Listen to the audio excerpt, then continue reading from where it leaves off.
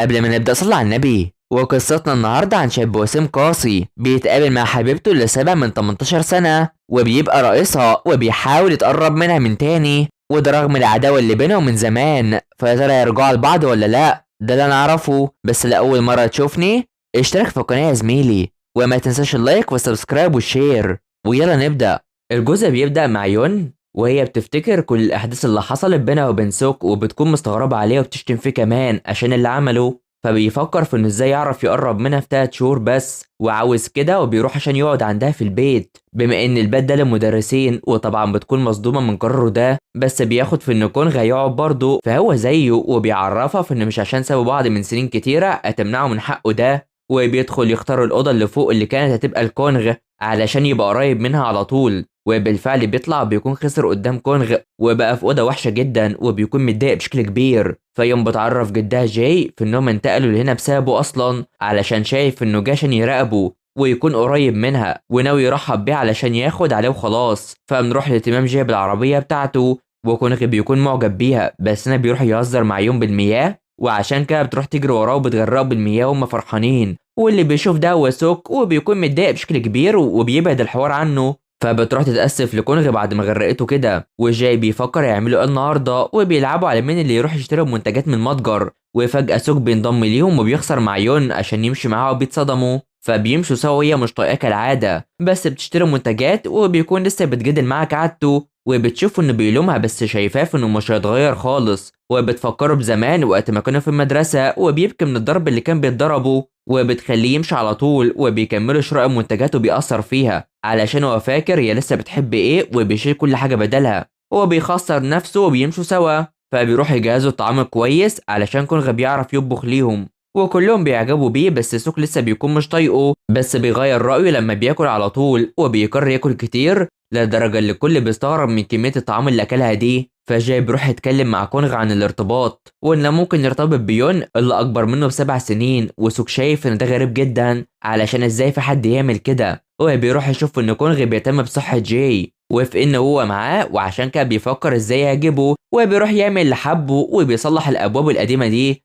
والكل بيستغرب إنه بيحاول يعمل أي حاجة بما إنه قاعد هنا. وبيفرح إنه بيعمل حاجة كونغ مش بيعرف يعملها. فبيعدي اليوم مع فوقان كونغ وبيروح عشان يجهز الطعام. وحرفيا طول ما هما في البيت بيتنافس مع سوك اللي بيكون جدد كل حاجة في البيت، وكل واحد بيعمل اللي حبه في اليوم كله، وبيتنافسوا عشان يعملوا حاجات أكتر من التاني. وكل ده في صالح جاي وبيته القديم، واللي بيشغلهم عنده علشان يستفاد من تنافسهم ده. فيوم بتروح تهتم بإيد كونغ بما إنه طبخ حاجات كتيرة وبتسبب له حساسية، وبيكون تعبان في حين إن سوك بيكون تعبان من ظهره. ويوم بتروح تشوفه بس بيخليها تحط له اللاصقات دي عشان ظهره يكون كويس. ولما بتوصل للمكان الصح بيكون كونغ هو اللي ساعده وبيمشي على طول. فبيعدي اليوم مع تشاو سو اللي بيعرفوا في ان كل عايش معاهم في البيت، وشايفين في انها محظوظه، وخصوصا سو اللي عايز تقرب من سوك. فانا سوك بيتكلم مع كيونغ على اللي عايزين يعملوه في المدرسه، وانه قرر يقعد في سكن المدرسه عند جاي. وشايف ان ابوه كده هيتضايق، بس بيعرفه في انه مقرب من ابوه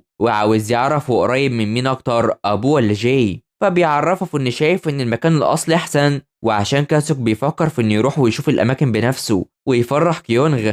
فبيشوف صورتها مع يون، وفجأة تشاب بتشوفهم وهما بيتجادلوا كالعادة، وعاوزة تظبط عشا جماعي بس بترفض وبتمشي على طول. فتشاب تتخافى هو ماشي علشان هي بتحبه، وشايفة في انهم بيكرروا نفس اللي حصل زمان وبتتضايق. فيوم بتفتكر وقت ما شافته وانها ازاي مبسوطة بيه وبتفوق نفسها، واللي بتشوف ده هي تشي ومش بتعبرها. بتروح وهي متضايقة خصوصا انها اللي فرقت بينهم زمان اساسا. فجاي بيروح يتفق مع كيونغ عشان يتظاهروا علشان يقفوا في وش عدم تنفيذ ملعب الجولف لسيوك. وبيروح لسوكو بيدوله الكتاب اللي فيه معلومات عن الزهور والاماكن، وعاوز يشوف كل حاجه بنفسه وبيمشي. فبيكونوا مروحين وسوك بيروح يتدخل بينهم وبيحاول يمنع تقربهم باي طريقه. فبيون وجيو بيشوف اللي حصل ومش فاهمين اي حاجه. فبتروح البيت بيلاقوا في ان سوك بيقرر يطبخ، ولما بيعمل الطعام جاي بيلاقي في انه حلو، بس بيلاقي في انه ضاف سكر بدل الملح. وبيتصدم من اللي عمله ده، وبكده بوظ الطعام ويطلبوا طعام من بره. وبيقرر هو اللي ياكل طعامه ده، وهم بياكلوا اكل من بره. ولما بيشوف اهتمام كونغ بيها بيتضايق وبيروح عشان يقعد معاهم،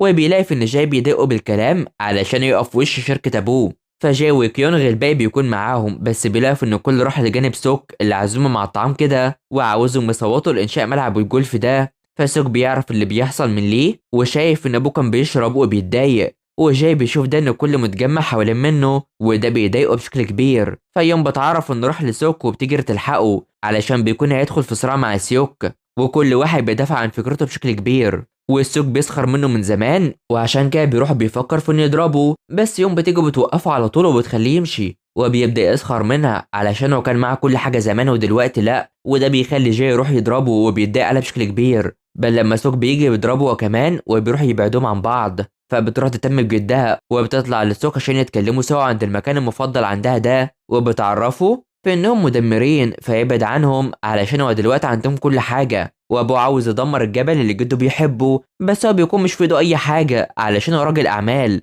وان كل حاجة بتتغير زي ما انهارت عيلته قبل 18 سنة، بس هو مش عاوز ينتهي من اللي حصل، وبيجي ماشي بتفكره في انه بيتكلم عن ابوه جدها، وخصوصا في انه بيركز عليها، وفي مشاعر بينهم وبتمشي لما بتهتم بجدها وبتضايقه، بس بيمشوا سوا وهم مش طايقين بعض وعاوز انها تحتاج له على طول وبيتحدوا بعض. فجاي بيفوق وكينغ لسه بيهتم بيه ومش عاوزه يعاني بسببه، وبيقرر ينتقل معاهم هنا، في حين ان سوك ويوم بيروح البيت وهو متضايق منها وبيفتكر زمان وقت ما كان مستنيها وقت طويل وهو مفكر انها اتخلت عنه، بس بيكون بردان عشان التدفئة معطلة، ولما بيعرفوا بتكون عايزاه يمشي بس بيصروا انه يفضل هنا. فتشا بتحاول تبعدها عن سوك بأي طريقة وبتقرر انها تشرب معاه بالليل، في حين ان سوك رايح الجبل زي كتاب جاي. فتشا بتروح تشوف اوضه سوك بس هنا بيطلعوا عليها عشان يشربوا، وبالفعل تشا وكونغ بيسكروا وبيروحوا يهتموا بيهم، بس بيعدي الوقت وتشا بتفوق وسوك بيكون بيفكر باللي شافه وهو تعبان من البرد كده، وبيطلع بيشوف ان في سلم فوق وبيطلع يشوف المكان وبيلاقي صورة مع يوم من زمان،